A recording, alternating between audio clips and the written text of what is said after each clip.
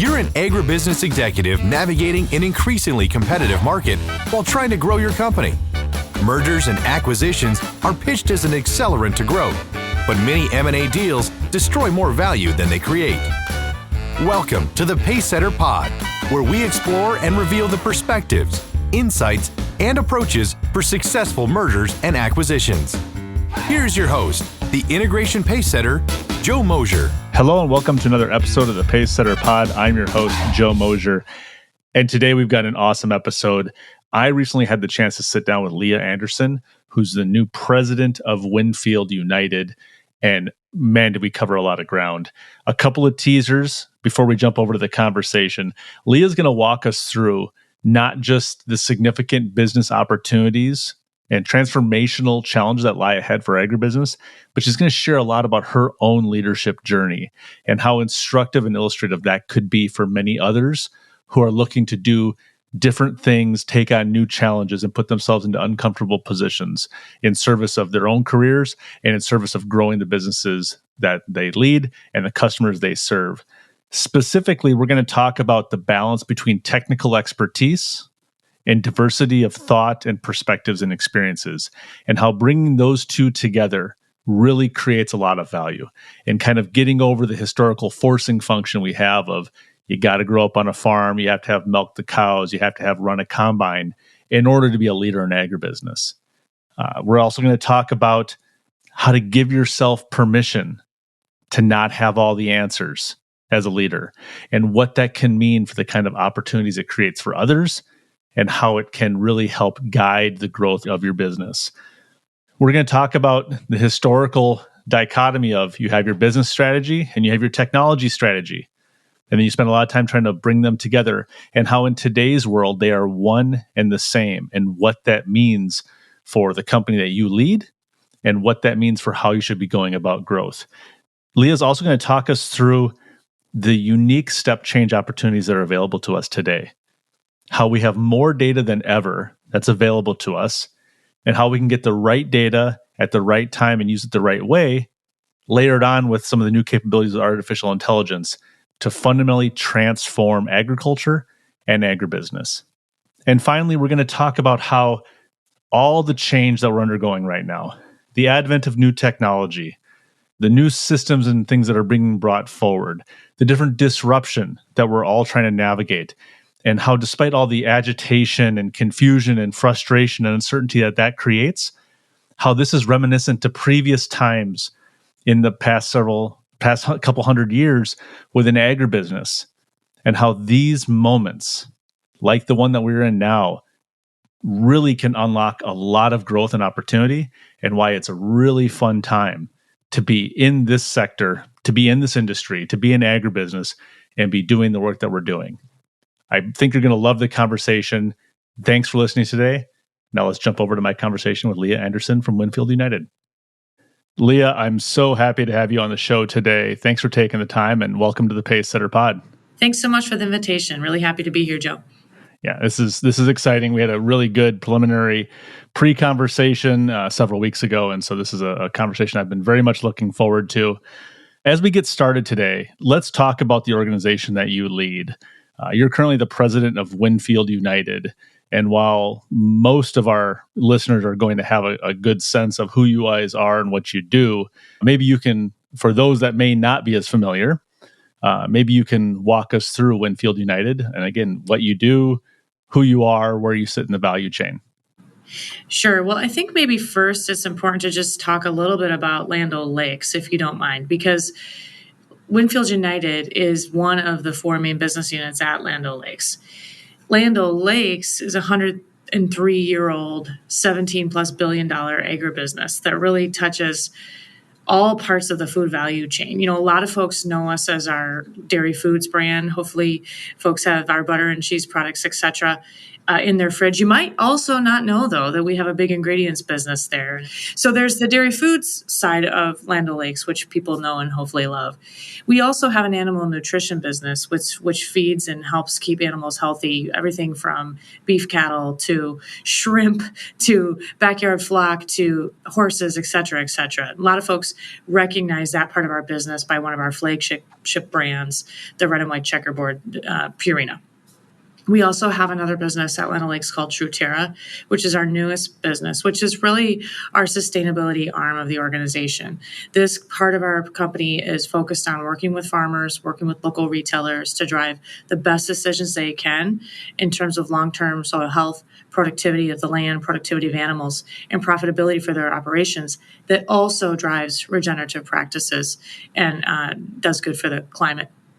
And then we have Winfield United, which is our crop inputs business. And I think the thing that's really cool when you think about how all of these things come together is that Land O'Lakes has more scale than folks maybe realize. I mean, we are collectively touching half the planet acres in the United States. We're feeding 100 million animals a day. Wow. And we're producing 13 billion pounds of milk. And what I like to tell people is that, at some point in your day, probably something on your plate was touched by the Land O'Lakes agribusiness enterprise and all of the constituencies that are connected to us. So the thing that really makes us special, that is important to understand, is that we're a cooperative. And that means on the dairy side of the business, we're owned by dairy producer owners all across the United States, milking cows every day. We're also owned on the agricultural side of our business by egg retailers who are independently owned and operated businesses, many times cooperative themselves, that work locally with farmers across the United States.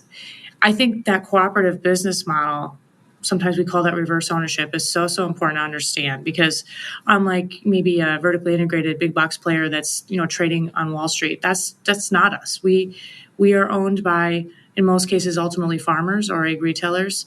And their success really is what drives and fuels ours, and it really keeps us grounded as a business. Yeah, I think, you continue to learn a lot, or I learn a lot about the co-op model and just the idea that a company like Land O'Lakes, and correct me if I'm wrong here, but you've got these, I'm going to just call them sort of the tier one major co-ops, and Land O'Lakes being one of them. I'm not going to name the competition, and in fact, in many cases, it's then a number of, let's say, tier two regional co-ops that are actually have ownership positions in Land O'Lakes. Is that, and then those regional co-ops are then often owned by local farmers, producers, et cetera. Is that, am I sort of summarizing that in a directionally correct way? Obviously, I didn't talk about ag retailers there, but You are. I mean, essentially, we would probably call us, the Winfield United in this example, the regional cooperative. Land O'Lakes is the national cooperative that has many businesses within it. Winfield United would be the regional cooperative, and then we're owned by, in most cases, local cooperatives. We have a few independent owners as well, but that's kind of how those steps would work. Yeah, it's a fascinating model. I know that there are other industries where some version of this exists, but it is almost, very unique to the agricultural industry. I think it's fascinating, and it's got staying power, right? Members love the patronage. They love the opportunity to be invested in the ag supply chain that either supplies or buys the work that they do. So that's fascinating. Yeah, when your supplier or your customer owns you, it changes, I think, how you think about how you go to market, and it becomes deeply personal, and the accountability is high because in a lot of cases you're impacting families, you're impacting rural communities, you're impacting farmers, and it's tough not to take it awfully seriously. Yeah, which is in the moment may feel like a liability, things that slow you down, but long term is a irrefutable asset to the prosperity of the business if you have Absolutely. that baked into it is the ownership mindset. Leah, one of the things that I really am excited to talk about with you today is just your story. And I won't spill the beans, I'll let you tell the story, but it is, let me just say, it's a fascinating for me intersection of a journey that's taken you through multiple industries prior to agribusiness. Yep. But then parallel to that, this pretty amazing evolution of different positions, functional focus areas, spans of responsibility, and then it all sort of intersects now in your role. So give us what's the Leah 101 survey course of how you ultimately arrived at the work you're doing now, and then we'll get to the work you're doing now after that. Well, I love the question, and I'm sort of laughing because I get the question a lot, which is, well, how the heck did you end up with this job? Because anyone that knows me in terms of my background is sort of like, you're not normal in terms of the type of person that would typically have a role like I do today. And people are sort of curious. Sometimes I ask myself how I got this job. But, I started my career just out of undergrad. I had a math major, and I did what a lot of math majors do who don't decide to go to grad school for mathematics. I got a first job writing computer code, and that was for a life insurance company.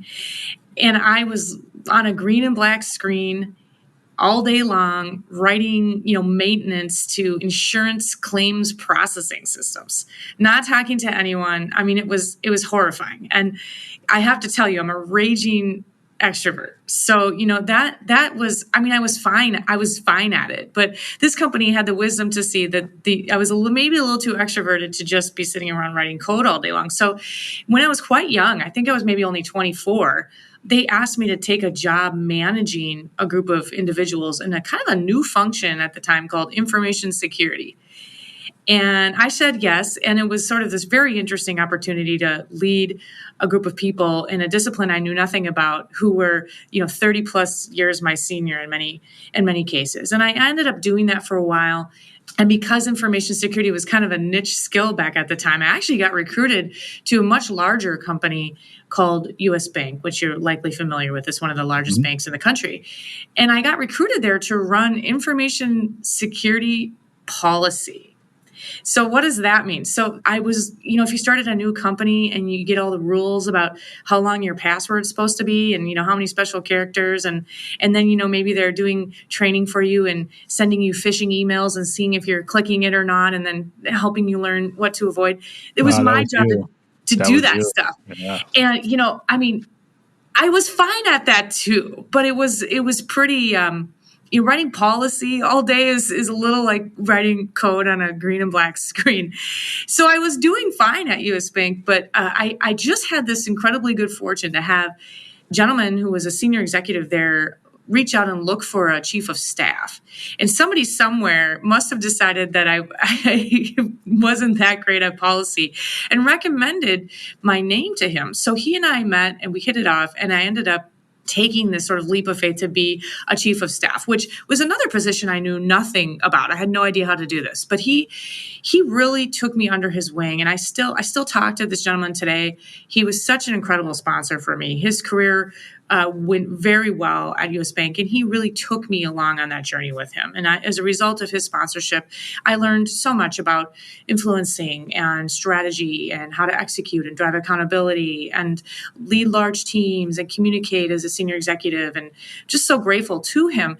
When my career followed his, I ran IT strategy for U.S. Bank. I ran IT governance for U.S. Bank. I had big roles in information security, which at a bank in the 2000s was a very, very, very critical role, because that was really when online banking was starting and hacking was becoming really a thing. So, got exposed to lots of things there around government intervention. That was the time when we were worrying about, our bank's too big to fail, and we were going through the Great Recession.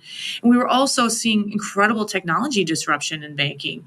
People moving from going to their physical bank branch to dipping their toe in to starting to do things online like open checking accounts, and really the disruption of, your personal banker as trusted advisor and kind of what happened there. So really a lot of great experiences. That gentleman I worked for ended up leaving the company for a wonderful opportunity elsewhere. And after he left, I realized that I was maybe more enamored with working for that leader than I was with being a banker. And I ended up sort of jumping ship to follow someone that I knew at a different company called Blue Cross Blue Shield. And, I have to confess, I think I was running from being a banker, not to being in healthcare. I went to Blue Cross. I took a demotion to do that. I was a vice president at US Bank. I went back down to being a director. I started running IT strategy for them. And Blue Cross and healthcare in general was going through a lot of disruption as well at that time. That was when Obamacare, or the Accountable Care Act, was being rolled out. And one of my main priorities in my job function was to help the company adhere to those new rules from the federal government. And healthcare was also going through a lot of technology disruption. A lot of listeners today might have a Fitbit or an Apple Watch on their wrist. I wear a ring on my finger. We're counting our steps. We're watching our sleep. It's really changing patient care and how doctors and health providers really think about keeping people healthy, well, and fit. And it's pretty disruptive in terms of changing the game around how we approach health. So, got exposure to some of that, was promoted very quickly there. In fact, I think I was maybe the youngest vice president ever to be named at the company. I was running strategy and operations. I was running our enterprise PMO, or their enterprise PMO. Lots of people reporting to me, meeting with the CEO every day. And I like to tell people I kind of made it because I had a heated underground parking spot. Now, Joe, you're from Minnesota, right? Yeah, in the Twin Cities, that's a big deal. This is big. And my name was on it, so no one could park in it. Leah Anderson. There it was in Minnesota. I never had to get cold. I didn't have to warm up my car. And I was, one morning I drove into my spot and I just sat there in my car and I looked at my nameplate. I can picture this clear as day. And I just could not physically get myself to get out of the car and go to the office. And in all sense of the term, I'd made it, right? I was making great money and I had this title and I was doing all this stuff. And I remember I called my husband and I said, I don't know what's wrong with me, but I can't get out of the car today. And what was really going on with me was that I wasn't doing the right thing with the time that I was spending away from my family and from the other parts of my life that mattered personally. And about that time, I finally did get myself out of the car. But about that time, someone in my network reached out and said, hey, there's an opportunity at Land O'Lakes. You should go look at it. And at first I was like, I can't do that. I just got promoted to be a vice president here. The board just blessed me like 2 months ago. I can't take a different job. But this individual was like, just go talk to them. Just go talk to them. And I did. I talked to, at the time, the CIO, and then many other members of the senior team at Land O'Lakes. And I got to tell you, I wasn't even through those interviews. And I really started to understand what I was missing. And it really was about working and doing work that was purposeful to me, that was about something bigger than myself, that I felt was adding value and taking my skills and contributing to the greater good. And in this case, helping rural communities thrive, helping farmers thrive, helping grow America's crop. These things are a lot more important, at least to me, in terms of my values, than, making sure we process a claim correctly for a healthcare patient or manage an interest rate properly for a personal banking client. It just was, I was missing that personal, deep, values-driven connection. And it's amazing today because, I'm running late to everything. And I will tell you, really, when I come to Land O'Lakes, most times I am running into work. And what a blessing that is to get an opportunity to do the type of work that you want to run to because you're so excited about what's there in your day. So that's kind of my journey to Land O'Lakes. That was about 10 years ago. And I came here running a large part of our technology organization. So still in tech, all this time still in technology in some way. I was here about a year and same kind of thing happened as originally happened. A senior executive here was like, hey, I don't think you're a technologist. And my head started exploding because I'm like, well, what do you mean? That's my career path. I thought I was going to be a CIO. What are you saying? And he's like, we have this opportunity to lead Land O'Lakes' member relations group, which hopefully that makes sense now based on how we talked about who Land O'Lakes is. And we'd like you to take that opportunity. Have you seen that show Punked? Yes. I thought they were punking me because I was like, are you kidding me? I'm a math major. Who's in charge around here? Who's blessed this idea? I've never been on a dairy farm. What are you saying to me? And I remember this gentleman, he laughed and he just chuckled. He goes, I think you're exactly what those dairy farmers need. And what was cool about it is the next 3 years I spent a lot of my time on dairy farms across the United States, getting my feet dirty, learning about cows, learning about families, learning about rural, learning about co-ops, learning about reverse ownership, learning about milk. And in the end, it wasn't really me that they needed. It was them that I needed. And it just reinforced for me that passion, that purpose, that connection to something bigger in a way that was, I can't tell you how important that experience was for me to really understand the spirit of the cooperative model. So I did that for about 3 years. And then I kind of said, well, hey, I'm sort of in this exploration mode of figuring out who I really am as a leader. This went okay. And started having some different conversations and met a guy named Brett Brueggemann, who was running crop inputs at the time. And he and I had a couple of nice conversations. And about a week later, he said, hey, why don't you come on over and work in Winfield United? And I did that. I came over to run our ag customer team, which was sort of a key accounts, national accounts function. Shortly thereafter, I was asked to run the crop protection business P&L, about a $4 billion business. And that was an interesting experience, Joe. I'd never run a P&L. I'd never been a marketer. Lots of really fast learning. Lots of people questioning whether that was something I had any business doing. Went from there to run commercial sales for the U.S. and new markets. And then in January, I was asked to take on the role of leading Winfield United All In. So super blessed, super honored, really humbled to have the opportunity.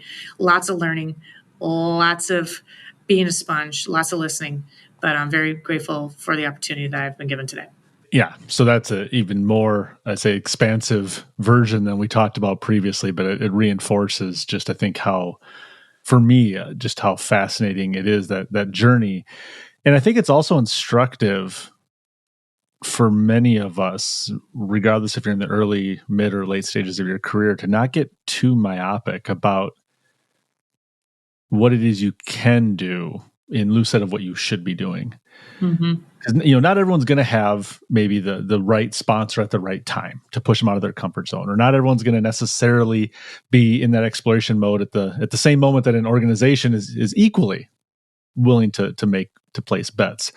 But I think if you do have an expanded view on what do I want to be doing, what should I be doing, where can I add the most value, it does open a lot of doors.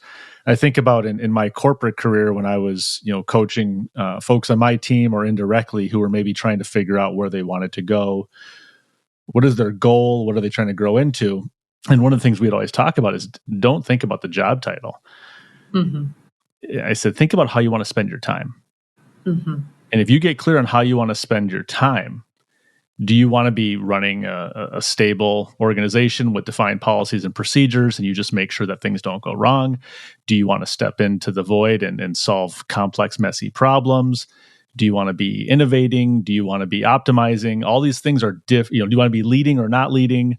When you start to think about how you should be spending your time, and then you couple that with the skills that you have, and then the good fortune of folks that are willing to see things in you that you don't see, or willing to make a bet, I think it just really opens up a lot of opportunities. And I think a question for you then that I have as I'm listening to this, the role that you're in now, and frankly, even you can think about the last couple of roles since you moved over to Winfield. Mm-hmm. How does that learning agility that you've clearly demonstrated, that diversity of perspectives, the different problems and those moments in your career, all the different things that you bring to it, how do you bring that to bear in solving problems or setting strategy in your current role? And that's a pretty broad question. I'm just, as you think through your own process, how does that show up in your decision making and in your leadership today? Yeah, it's a good question, and I'll tell you, this is a space that I've made some missteps, and I am getting wiser all the time. I'll start back in my Blue Cross days. I was given an opportunity to participate in a leadership development course, and I remember one day I was there with a couple of other sort of high potential leaders, and the gentleman coaching the course asked us a question. He said, "What makes a leader?" And I raised my hand. I was real confident with the answer. I said, "Well, you decide to be one." And he looked at me and he goes, "Well, that is why you're in this class." and I was like, well, what do you mean? And he said, that has nothing to do with being a leader, Leah. Being a leader is because people choose to follow you. And he showed us this video. I send this video to folks so many times because I keep it with me, about some guy in a park in New York, probably Central Park years ago, back when the old school boom boxes were still being used. And this guy, he goes in the park and he's got this boom box just playing super loud, and he is dancing like a crazy man. And at first, everybody is just watching him like he's lost his marbles because it's super annoying. It's like 1 p.m. But then something happens. Another person starts to dance. And then all of a sudden, almost, or just sort of organically, this whole park of people is dancing. And it's this wonderful leadership lesson and finding followers and the importance of finding a first follower, and then what comes from there. And I share that story because the reason that lesson was for me is, when I was earlier in my career, I thought that I was the one that had to have all the answers.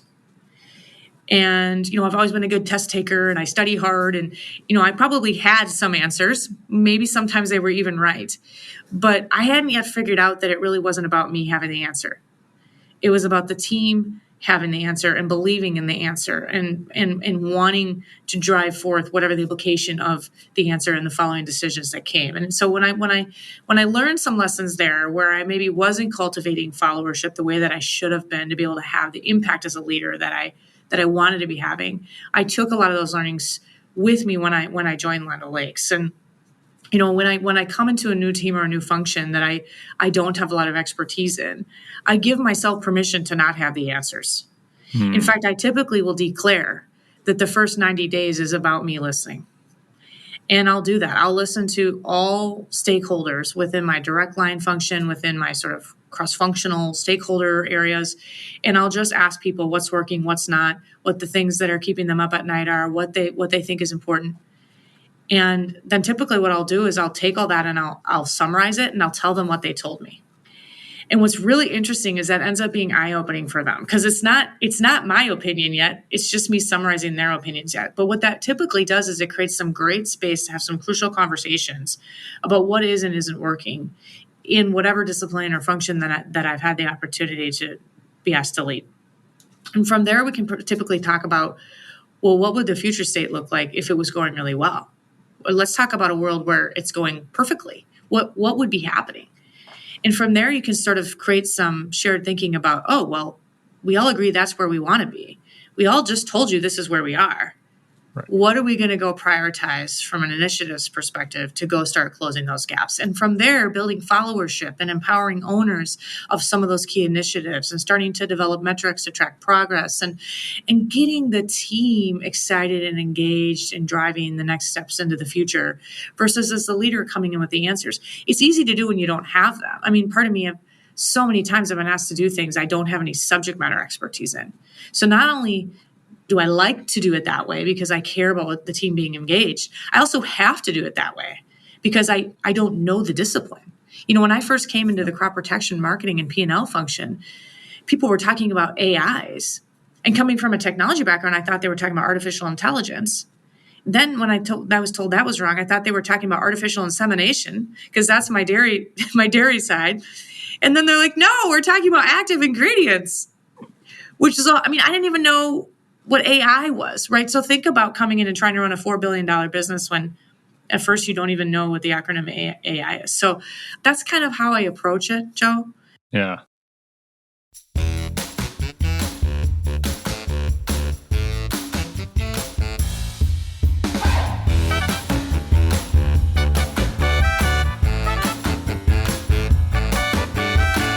Poorly executed mergers and acquisitions destroy more value than they create. They can set your company back years. To defend your firm's position in the marketplace, you need access to the leading practices that unlock the greater potential of your people, processes, and systems. If you are undertaking a company transformation or pursuing an acquisition as a vehicle to grow, set up a call with Joe by visiting www.mosercg.com. Try to very heavily adopt is, you often demonstrate competence not with the answers but with the questions. Right. So asking the best question in the moment often unlocks a lot more value for a team, for a business, for a problem you're trying to solve by having the right question. But you made a comment there along the way that sometimes it can be used as a convenient tactic when you don't know what you're doing, right? When you don't. But if you have reinforced it by saying, you said I gave myself permission to not have the answers, right? So it's a very deep and personal reconciliation of the fact that, okay, technically speaking, I'm ill-suited for this role, but I've got this other suite of powers and attributes that are going to pay off. And so I think and if you're very explicit and declarative about that, I think it also, my assumption is it earns you a lot of trust with those folks.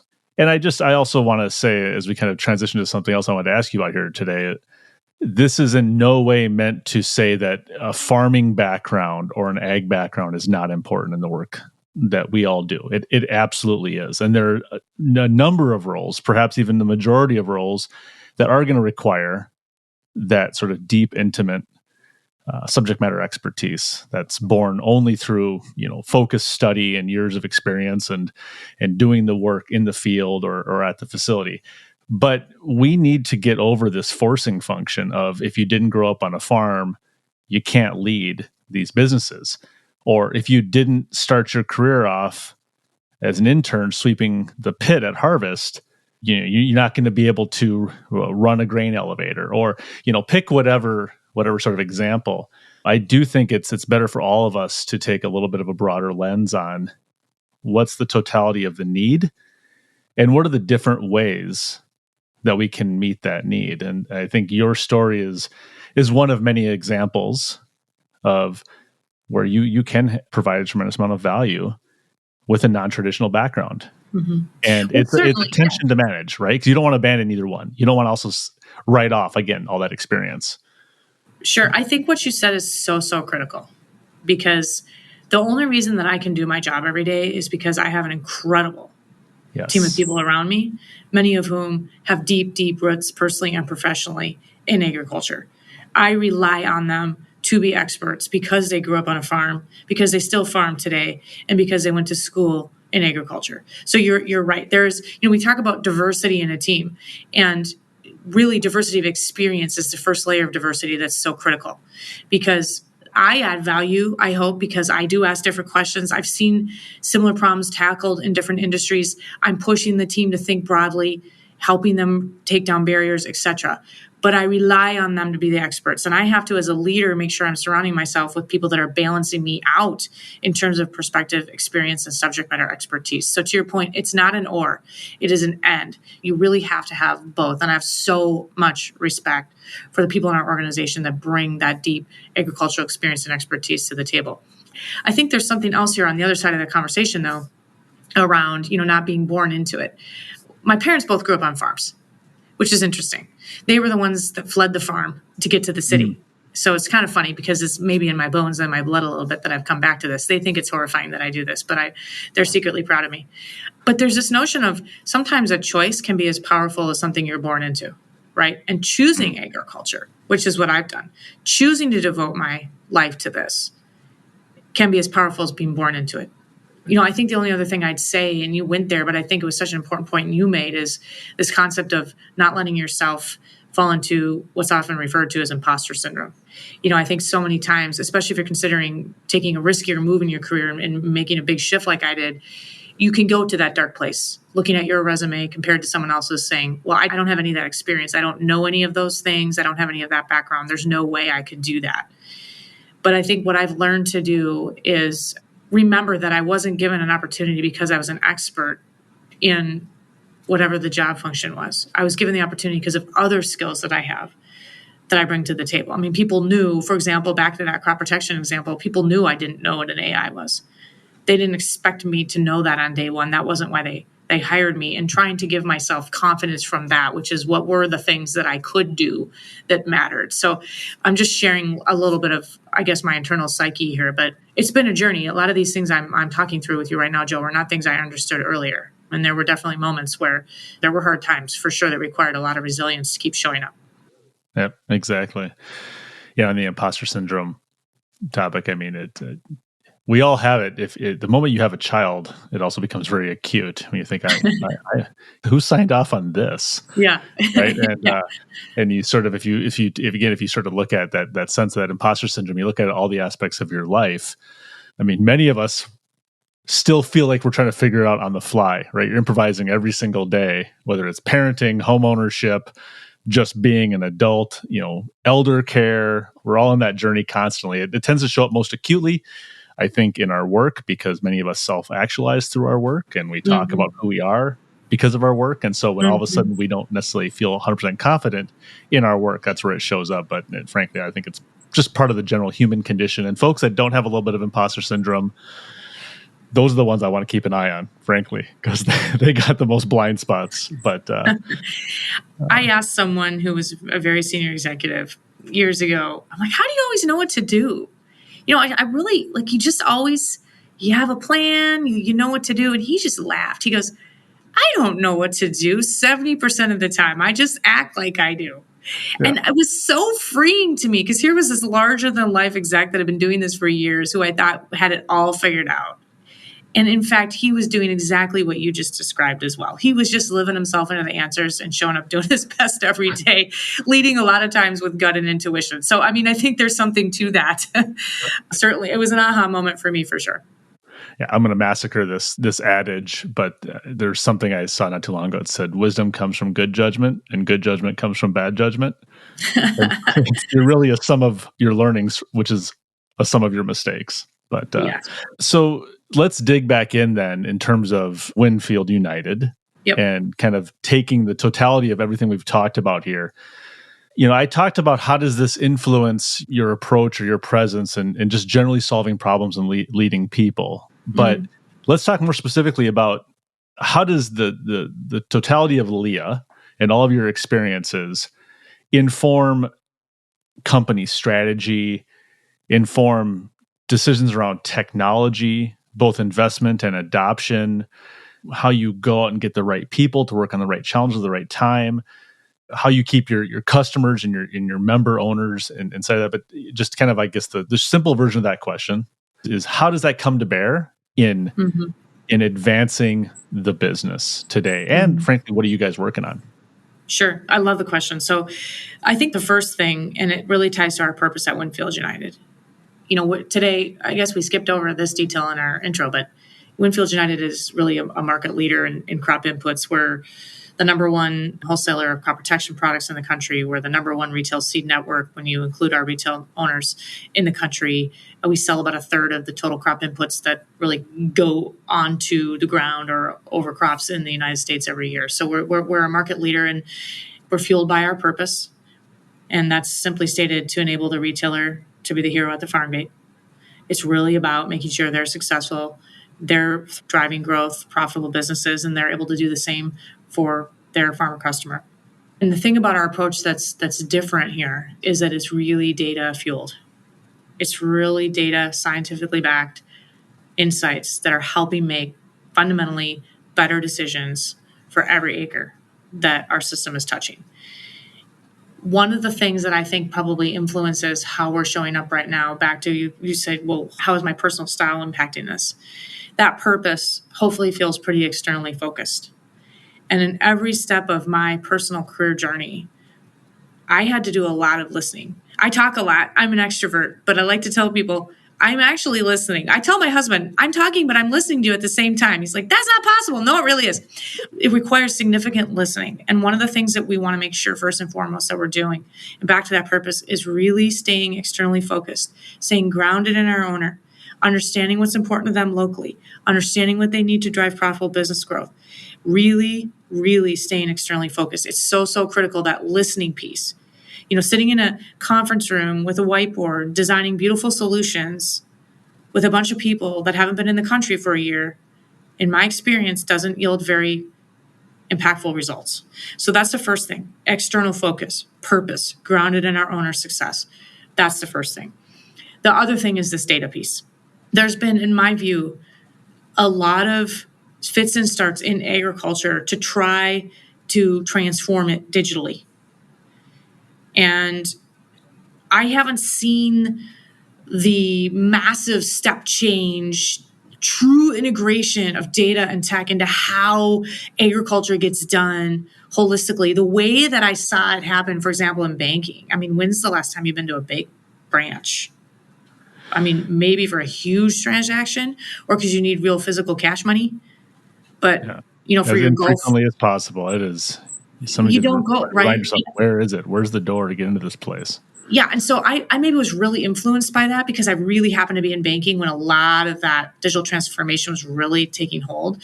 But so what I see is this tremendous opportunity, back to that purpose, to help take step change level growth into the agriculture industry when it comes to using data and technology to massively transform our businesses.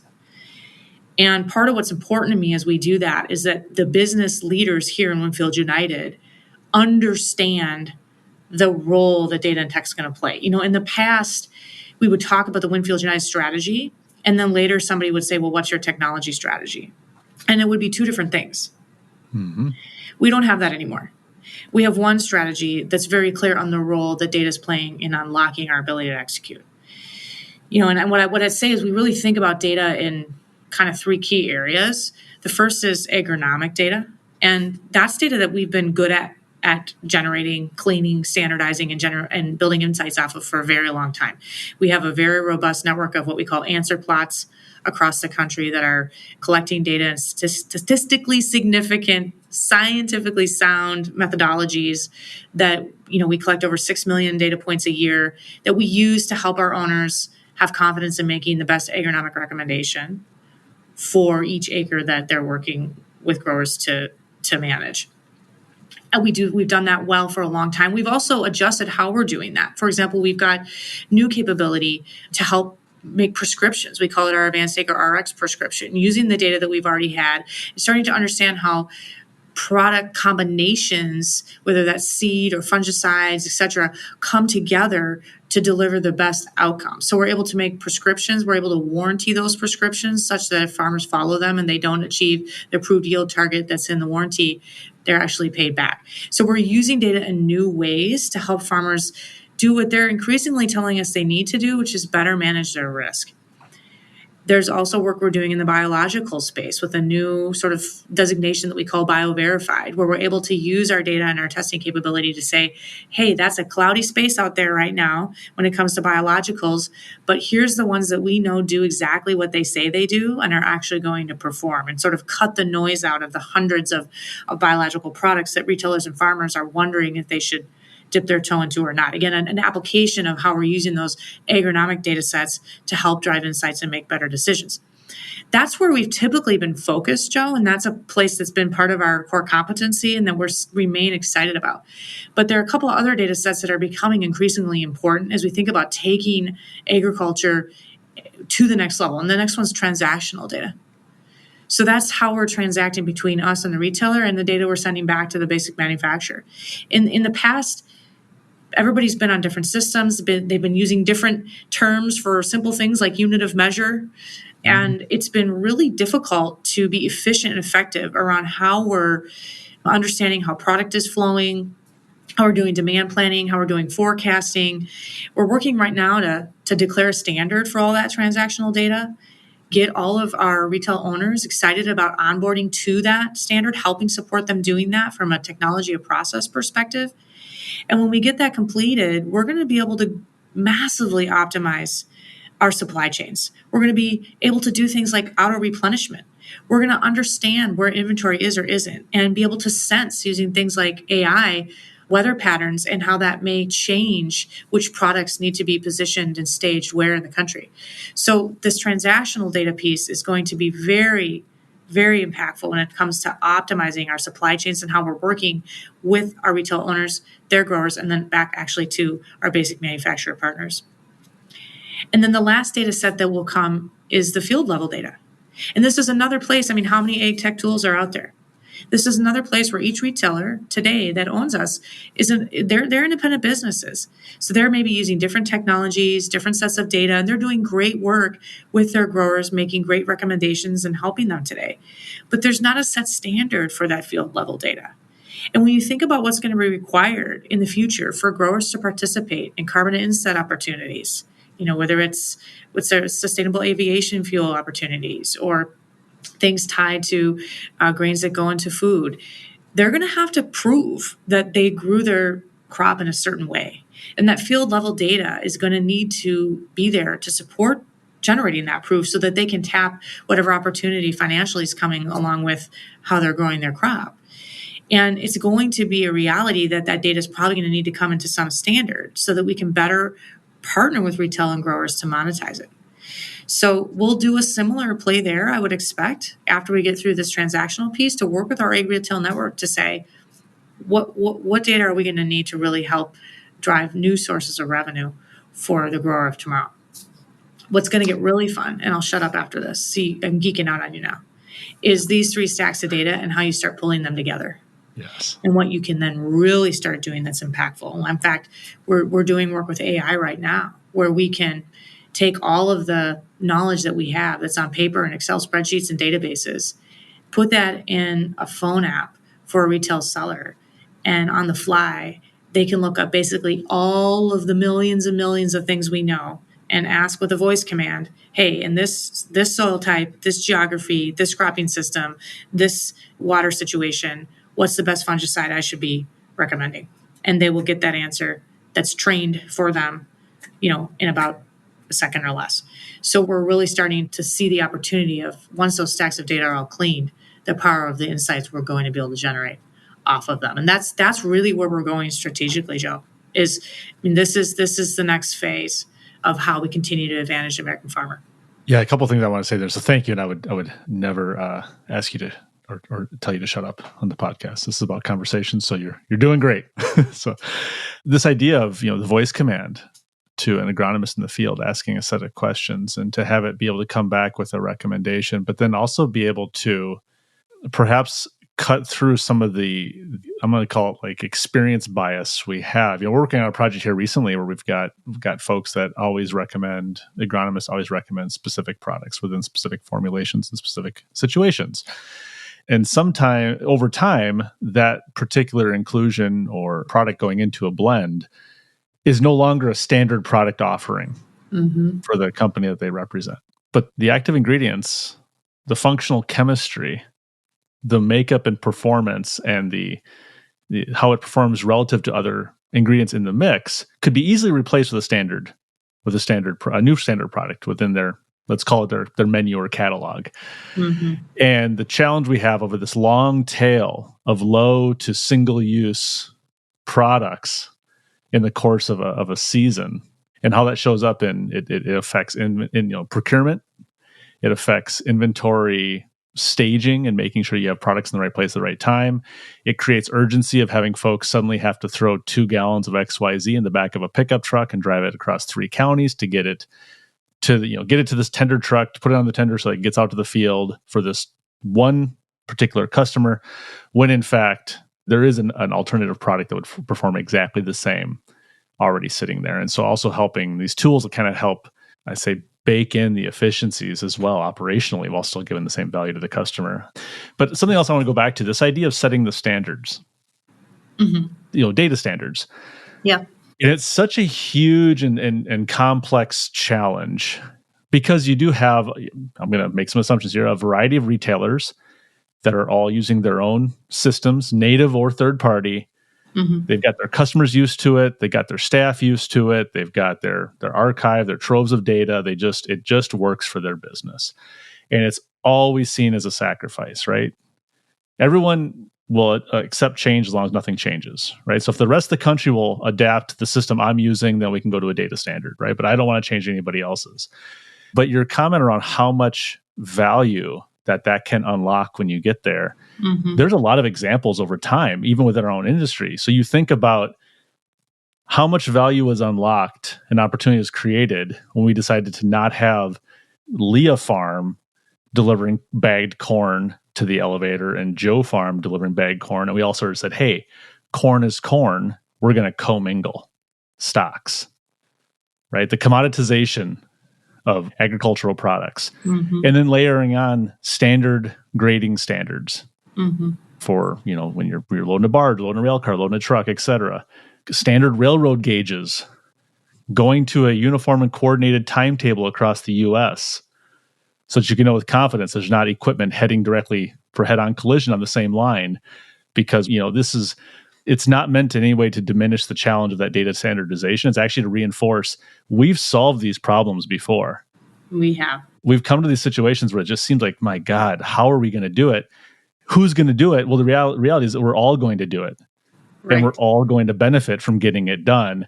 It's awesome to be the tip of the spear and to be the vanguard of that change. But at the end of the day, we all need to participate in that, because it just has such tremendous upside for farmer producers, for dairy producers, for operators, for retailers, for the general population that relies on the work that folks like Winfield and all of us do. So I'll get off my soapbox there, but I just want to be encouraging to the listeners that this is a huge challenge, but it can be solved because it's been solved before. It can be. And part of this is, we're part of Land O'Lakes, as I keep reminding our listeners today. And, our dairy foods business sells to Walmart and Kroger and all, most grocery retailers across the United States. And grocery retail has solved a lot of these problems a very long time ago, right? They don't all report butter differently. They all have the exact same code that they report. And in fact, at any moment in time, our head of dairy foods can look into the retail grocery store inventory in the U.S. and know exactly where our butter is or isn't. So it's possible. And that influences our decision making because we know it's possible. I think where you're going, and I love your comments, is that in the past it's been like, well, give us your data. Well, why should I trust you? Well, just give it to me. Trust me. Well, it'll be fine. Well, what are you going to do with it? I don't know yet, but I want your data. What's changing, and especially because technology is changing rapidly too right now, especially with Gen AI, is that we now have an outcome that we're all striving towards. There's a benefit that we all mutually understand is out there in the future if we do the work to get to the standardized process. And there's technology today that helps make that easier, right? In some cases, if there's a data standard that we've declared as the market leader, and folks may not be able to get to that standard on day one. There's technology that can translate. I call it a secret decoder ring that says, oh, hey, when they say A, that's actually BZ. And we know they always send it as A, but they mean BC. And we can start using technology to be that secret decoder ring to make the burden of all the process change that comes along with adhering to a standard, lesser for our constituents who are going through this journey with us. But I appreciate your comments. It really is about understanding how we're going to use it ultimately to better the system and really, in our case, achieve that purpose I keep getting back to, which is really to enable the retailer to be the hero here. Absolutely. Well, let me say one last thing in closing. I don't want to bait you into another conversation because I know we're running up on the time that we asked of you, but I think this conversation, like many that I have the privilege and good fortune to have, it just shows what an exciting time it is for our industry and for the work that we do, because the first part of my career, I felt like we were in a cycle where the new ubiquity of information, kind of that hyper competitive system in which we operated with a lot of incumbents, the over time, all the competitive advantages got competed away. And it became about removing costs from your system and striving for that last 0.25% of efficiency and just, slight improvements, marginal improvements in quality, et cetera. But it felt almost like a race to the bottom in hindsight. I didn't think this at the time, but it was almost a race to the bottom. And it was because through the model we were working on, all the ripe and low-hanging fruit had been picked. And the moment we're in now, it's like we've just totally turned things upside down, and technology suddenly creates, I know why folks that are maybe a little bit later in their career, like, this is not how I wanted to spend the last years of my career. This is a whole universe of unknowns. I thought at the end I would have more knowns than unknowns. And so it can be very intimidating and very frustrating and sort of just overwhelming. But it is a very tremendously exciting time for the industry, because I think over the next 10, 15 years, just imagine the potential changes we could see. And we could wonder in a very short period of time, how do we ever work like we used to work? Right. So I'll close out there, but Leah, thank you again for taking the time to join us. I really enjoyed the conversation, and I'm really happy that you're part of the Pacesetter Pod. Well, thanks for the invitation. It was a pleasure. Have a good rest of your day. Yeah, fantastic. Thank you. And to all of our listeners, thank you as always for tuning in. A reminder to like and subscribe to the Pacesetter Pod. You can find us on Apple Podcasts, Spotify, YouTube, or wherever you get your podcasts. And I encourage you to connect with me, Joe Mosier, on LinkedIn, or set up a call directly by visiting Moser Consulting Group online at mosercg.com. Thanks and have a great day.